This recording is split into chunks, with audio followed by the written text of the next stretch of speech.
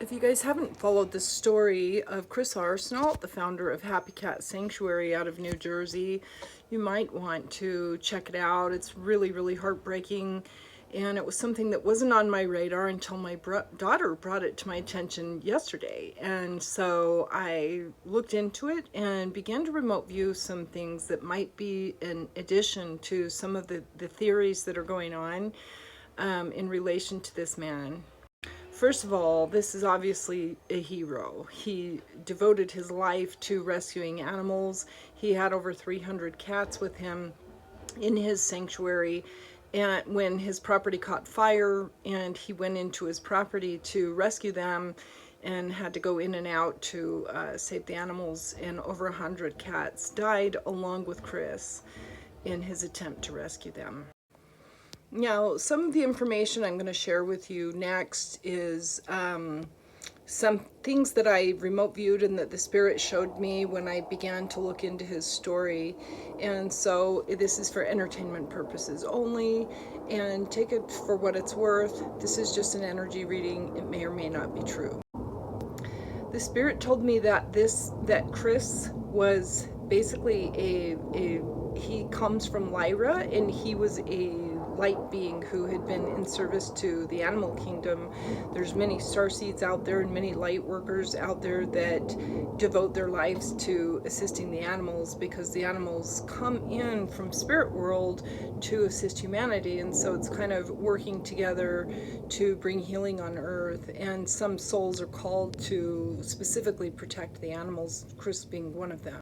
What Spirit showed me is that Chris was under attack by many beings, not just the two women I think there's 2 or 3 women that a lot of people are suspecting to be involved in the fires, because they have been harassing him for a long time, and he's talked about it in lots of videos and posted about it over the years. And so a lot of people think that these women may have been involved even in setting the fire. Now, authorities have said that they don't suspect foul play. However, I want to say that there is no way that in 2 or 3 days that they could determine where the fire was started from. So there's no way that they can really honestly say that. I believe that they're saying that to keep people from getting enraged over what happened. But what Spirit showed me also, and what I started to remote view, is that Chris was actually under attack by multiple beings. So when I see it from the spirit world, I see that because he was such a beacon of light, and because he was doing so much for the animals in his community, and he was so beloved by so many people, that anytime you shine light like that as a star being or a light worker, or you have light in your heart, these are the 144,000th, you are going to be under attack. And so what Spirit is showing me is that Chris was one of those beings, and that he absolutely was here in service to the animal kingdom and to humanity. And he worked with many people, but because of this, it caused the dark forces to basically attack him over the years in many ways. Now, I didn't know Chris very well. I didn't even know Chris about his sanctuary until my daughter brought it to me, so I didn't have any insight to seeing who he was as a person. I just tapped into Spirit and allowed Spirit to show me, and then after I was shown some things, I started to look into his story a little bit. And the brief things that I found so far corroborated what the Spirit showed me. And that's where I found that he was also, he was being harassed basically by the city where his sanctuary was. So I discovered that the city was trying to prevent him from even being able to have his sanctuary in the city. He was trying to expand himself, and he was getting harassed by them, and that was causing problems also. And they didn't want the cats in the neighborhood in his house. He was harassed when he was trying to make a purchase on another property. He was harassed by other supposed animal activists, some of which claimed that he wasn't taking care of the cats, which he's got a 0 issues on his record. So he's never had issues where any of that was proven to be true. It was just what I believe to be harassment. He was attacked by a lot of people throughout his time of trying to rescue these animals, and so here he is trying to do good, and then all of these beings were coming to him and trying to tear him down. And this is what the Spirit was showing me, is that he wasn't he wasn't supported by people who should have been supporting him and seeing the good that he was doing. He was being torn down, or, you know, kind of like they were trying to hold him back from his true mission and from doing the good that he was here to do. And this is what Spirit wanted me to share forth, is that this is a very common case for people. Essentially, if you're going to be doing good in this world, you should understand that you're also going to be coming up against dark forces that are envious of the light that you're bringing and are envious of the good that you're doing, because they want to hold you back. So Chris not only was being attacked by people in the physical world, but he was also being psychic attacked both in 4D and 3D, and that's what I was shown by Spirit.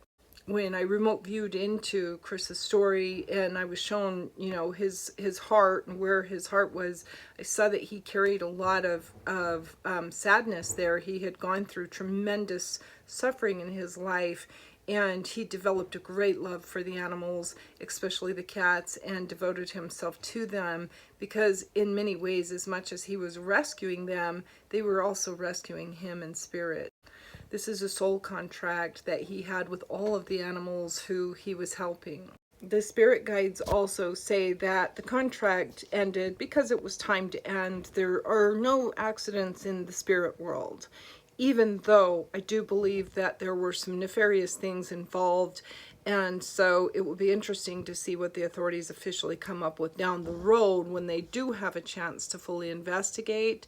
They're right now trying to say that there was no foul play, but I don't feel that that's true.